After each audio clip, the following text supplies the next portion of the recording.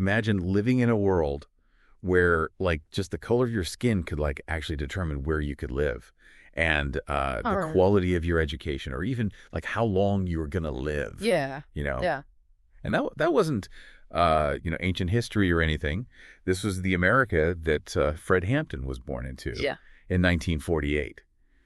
And his response to this, like, intense inequality and injustice wasn't just to, like, shrug and say, well, this is how it is. Yeah. You know? He was like, not that this is wrong and we got to change this. Absolutely.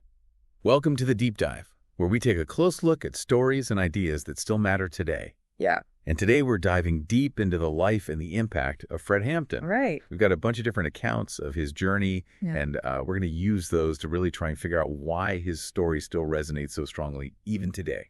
Yeah, it's amazing how relevant his message still is today. Right. You know, reading through this material, you really get a sense of just how aware this young man was. Yep. Yeah. Like, he saw the injustices happening all around him, and he knew it was wrong. Totally. But the thing that really stands out to me is how he channeled that awareness. Yeah. He didn't try to use it to get ahead for himself, you know? Yeah. He wanted to use it to help his entire community. Absolutely. He wanted to, like, change the system itself. Exactly. And to understand, like, how he even got to that point, I think we got to go back to the beginning. Yeah, to the start. So Fred Hampton was born on August 30th, 1948. Okay. In suburban Chicago. Mm-hmm.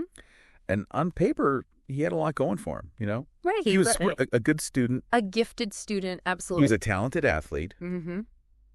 But he chose a different path.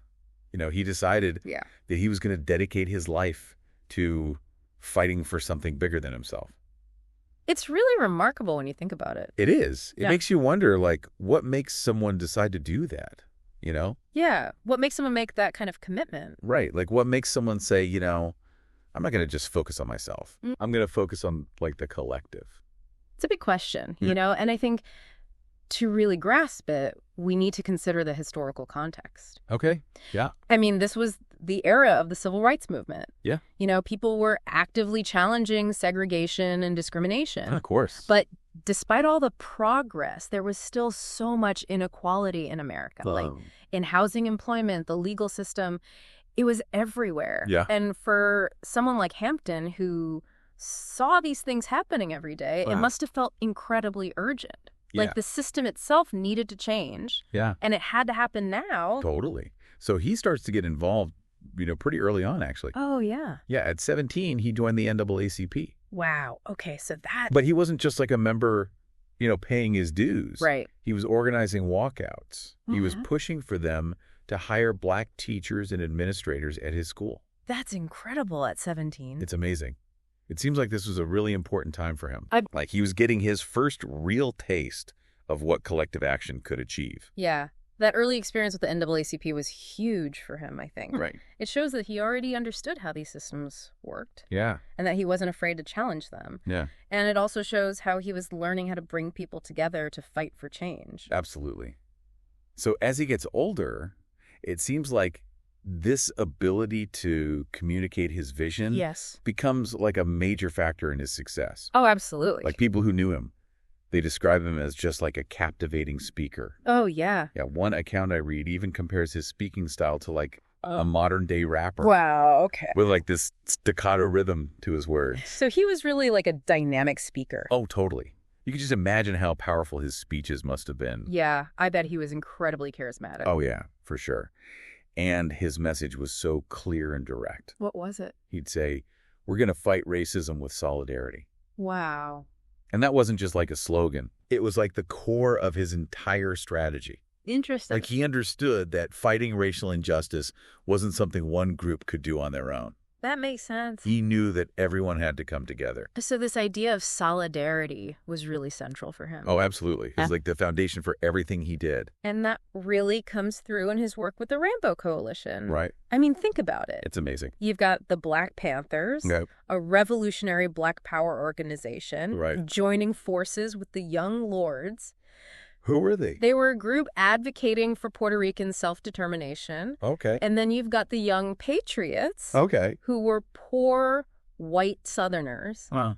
all these groups that society normally keeps separate. Yeah. They came together. It's incredible. It's like, what would it take today to build those kinds of alliances, you know? That's a great question. Like, what would it take for us to bridge those divides and work together with people we might normally see as different or even like our enemies? Right. It's a huge challenge. Yeah. But I think Hampton showed that it's possible. Absolutely. But doing that kind of work, challenging the way things are, yeah, it inevitably brings attention. Oh, for sure. And not the good kind of. Right. The sources talk about how the FBI under J. Edgar Hoover Mm-hmm. started to see Hampton as a real threat. Yeah. Like they were watching him. They were tapping his phone.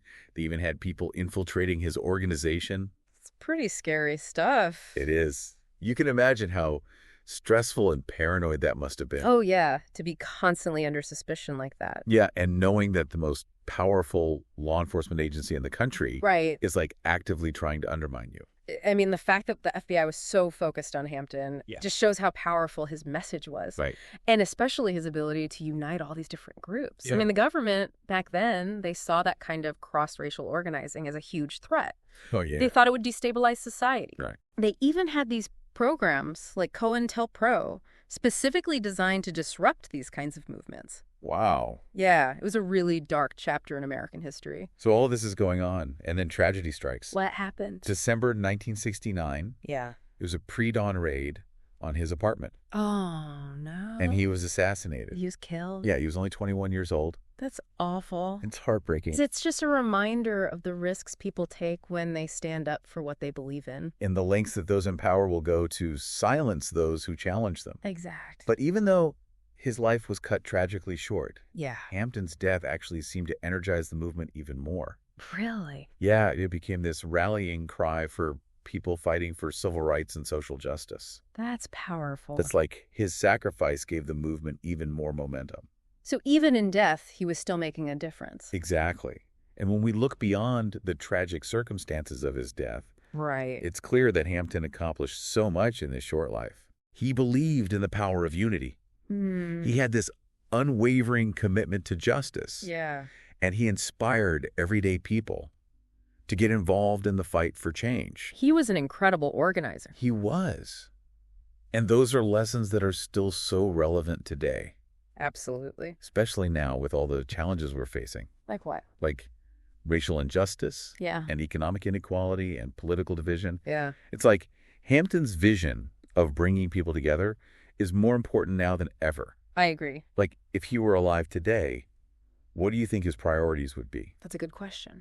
Like, how can we take his legacy and apply it to the problems we're facing right now? I think one of the biggest things we can learn from Hampton is that real change doesn't come from the top down. Yeah. It comes from people working together at the grassroots level. Absolutely. It's about organizing in our communities and demanding change from the ground up. Exactly. So for anyone listening right now, think about your own life. Yeah. What can you do to build unity in your community? How can you challenge injustice, even in small ways? Those are a really important question. Like, how can you become a force for positive change in the world around you?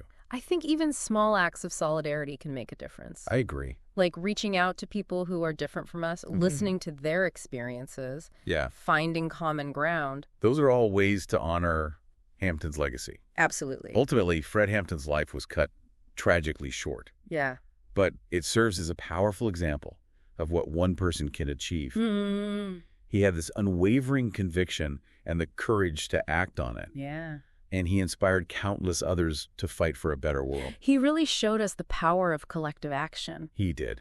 And that's a lesson we should never forget. Absolutely. Hampton's story isn't just history. It's a call to action for all of us. It's a reminder that we all have the power to make a difference. Yeah, and that even in the face of overwhelming challenges, right, we can create a more just and equitable world. It's a message of hope. It is. It's a message that we all need to hear. And it's a message that's more relevant now than ever.